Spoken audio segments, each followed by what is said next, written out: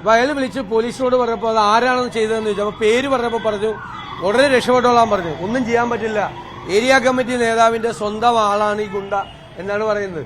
Police സ്റ്റേഷനിൽ ചെന്നപ്പോൾ പറഞ്ഞത് മുട്ടാൻ നോക്കണ്ട ഈ ഗുണ്ടയായിട്ട്, മുട്ടാൻ നോക്കിയാൽ രക്ഷയില്ല, അയാളെ സംരക്ഷിക്കാൻ ആളുകളുണ്ടെന്നാണ് പറഞ്ഞത്. ഞങ്ങളും അസംബ്ലിയിൽ ഉപയോഗിച്ചൊരു വാക്കുണ്ട്, പൊളിറ്റിക്കൽ പേട്രണേജ്.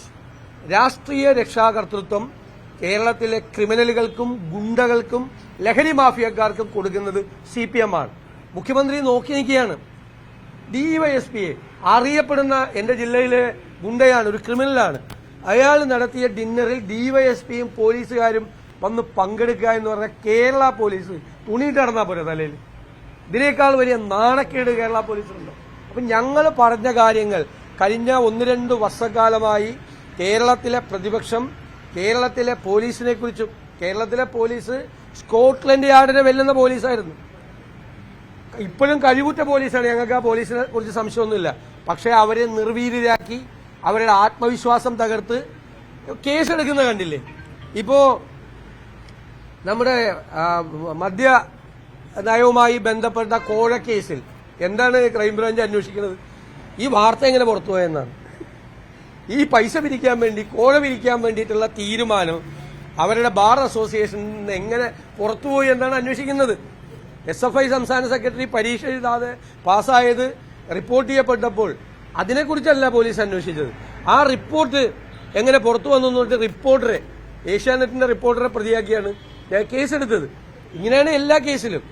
സ്വപ്ന സുരേഷ് ആരോപണം ഉന്നയിച്ചപ്പോൾ സ്വപ്ന സുരേഷിനെ കുറിച്ചാണ് അന്വേഷണം നടന്നത്, അല്ലാതെ ഉന്നയിക്കപ്പെട്ട ആരോപണത്തെക്കുറിച്ചല്ല. അങ്ങനെയാക്കി കേരളത്തിലെ പോലീസിനെ മാറ്റി. അതിന്റെ ഏറ്റവും നാണം കെട്ട കാര്യങ്ങളാണ് ഇന്നലെയും ഇനിങ്ങാന്നൊക്കെയാണ് നടന്നുകൊണ്ടിരിക്കുന്നത്.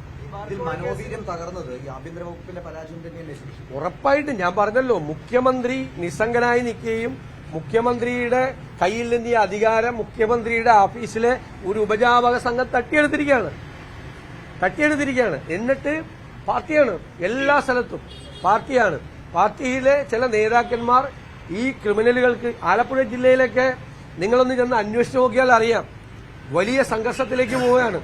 എല്ലാത്തിന്റെയും പുറകിൽ പാർട്ടിയിലെ ചില ക്രിമിനലുകളെ എല്ലാ സംരക്ഷണവും കൊടുക്കുന്ന, തണൽ കൊടുക്കുന്ന ആളുകളാണ് നിൽക്കുന്നത്. അപകടകരമായ നിലയിലേക്ക് കേരളം പോവുകയാണ്. ഞാൻ ചോദിക്കട്ടെ, എത്ര വീടുകളാണ് ഈ ഗുണ്ടകൾ കേരളത്തിൽ ആക്രമിക്കുന്നത്? ഏതെങ്കിലും ഒരു ലഹരി മരുന്ന് സംഘത്തെക്കുറിച്ച് ഒരു വിവരം കൊടുത്താൽ അവന്റെ വീട് 24 മണിക്കൂറിനകം ആക്രമിക്കപ്പെടുകയാണ്. അവന് ആര് സംരക്ഷണം കൊടുക്കും? അവരാണ്, അവരുടെ കൺട്രോളിലാണ് എല്ലാ സ്ഥലങ്ങളിലും, എല്ലാ ഇടങ്ങളിലും നടക്കുന്നത്. ആഭ്യന്തരമന്ത്രി വേണമെന്ന് അല്ല, ആഭ്യന്തര വകുപ്പ് തികഞ്ഞ പരാജയമാണ്. ഇത് സാധാരണ പറയുന്നല്ലോ. കേരളത്തിൽ ഇത്രമാത്രം എത്ര ക്രൂരമായ കൊലപാതകങ്ങളാണ് നടക്കുന്നത്. ഞാൻ പറഞ്ഞ ലഹരി മരുന്ന് സംഘത്തിന്റെ ക്രിമിനലുകളുടെയും കൈകളിലാണ് കേരളം. അവരാണ്, അവരുടെ ദയാവായ്പിലാണ് കേരളത്തിലെ പാവങ്ങൾ എത്ര നിരപരാധികളാണ് ക്രൂരമായ മർദ്ദനമേറ്റു വാങ്ങിയത്. എത്ര സ്ത്രീകളെയാണ് മർദ്ദിക്കുന്നത്. വീടിനകത്ത് കയറി അമ്മമാർക്കും വൃദ്ധരായ ആളുകളെ പോലും നോട്ടമില്ലാതെ ക്രൂരമായി മർദ്ദിക്കുകയാണ് ഗുണ്ടകൾ വന്നിട്ട്. ഇവിടെ ആർക്ക് വേണേലും കൊട്ടേഷൻ കൊടുക്കുക. ജയിലിൽ കിടന്ന് ക്രിമിനലുകൾ കൊട്ടേഷൻ കൊടുക്കുന്ന കാലമാണ്. മാധ്യമപ്രവർത്തകർക്കൊന്നും ഒരു കാര്യമില്ല. അതായത് ഫോറസ്റ്റിനെ കുറിച്ച് പരാതി കൊടുത്തതിനാണ് പിടിച്ചുകൊണ്ട് പോയത്. മാധ്യമപ്രവർത്തകർക്കെതിരായി എത്ര കേസുകളാണ് കേരളത്തിലെടുത്ത്?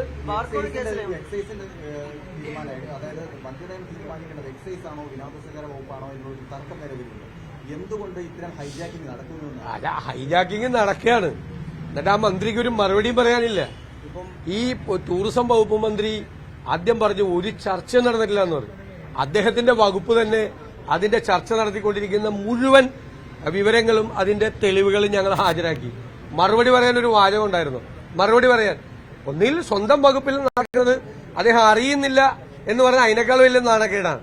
ഇപ്പൊ ടൂറിസം സെക്രട്ടറിയും ടൂറിസം ഡയറക്ടറും, ഡയറക്ടർ എന്ന് വെച്ചാൽ ഡയറക്ടറുടെ ചുമതലയുള്ള, യഥാർത്ഥ ഡയറക്ടറല്ല, ബാർ ഉടമകളുടെ യോഗം വിളിച്ചിട്ട് ടോപ്പിക്കാണ് എന്താണ് അബ്കാരി പോളിസി റിവ്യൂ.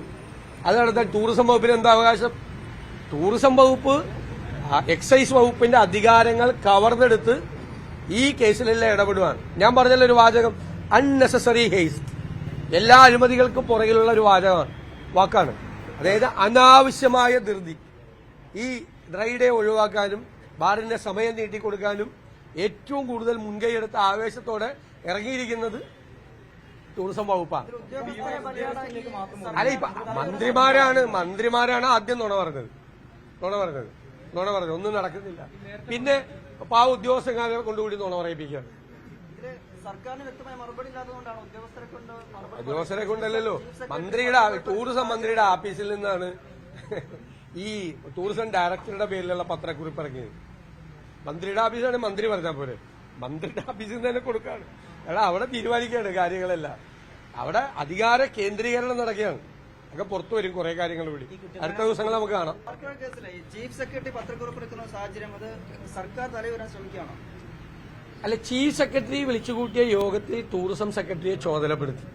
ഇതിന് അബ്കാരി പോളിസിയിലുള്ള ചേഞ്ച് ടൂറിസം സെക്രട്ടറിക്ക് എന്താ കാര്യം? അബ്കാരി പോളിസിയിൽ റിവ്യൂ ചെയ്യാൻ, അബ്കാരി ചട്ടത്തിൽ ഭേദഗതി വരുത്താൻ എന്ത് കാര്യം ടൂറിസം സെക്രട്ടറിക്ക്? ടൂറിസം സെക്രട്ടറിയുടെ ജോലിയല്ല. അപ്പൊ മന്ത്രി രാജേഷ് പറയട്ടെ, അദ്ദേഹത്തിന്റെ വകുപ്പ് ഇപ്പോൾ ഉണ്ടോ, കയ്യിലുണ്ടോ, അല്ലെ വേറെ ആരെങ്കിലും കയ്യിലായിരിക്കണമെങ്കിൽ